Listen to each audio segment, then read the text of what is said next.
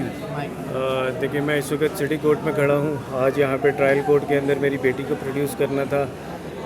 Unfortunately police ने सुबह 7 बजे की फ़्लाइट से मेरी बच्ची को लाहौर भेज दिया है ज़हीर के साथ।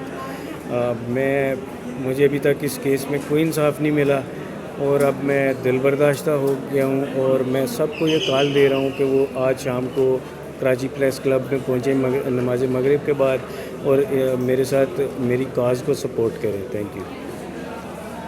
टाइमिंग क्या है सर?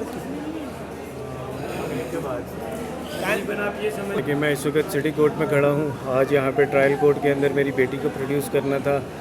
अनफॉर्चुनेटली पुलिस ने सुबह 7 बजे की फ़्लाइट से मेरी बच्ची को लाहौर भेज दिया है ज़हीर के साथ। मुझे अभी तक इस केस में कोई इंसाफ नहीं मिला और अब मैं दिलबर्दाश्ता हो गया हूँ और मैं सबको ये कॉल दे रहा हूँ कि वो आज शाम को कराची प्रेस क्लब में पहुँचे नमाज मगरिब के बाद और मेरे साथ मेरी काज को सपोर्ट करें। Thank you. टाइमिंग क्या है सर?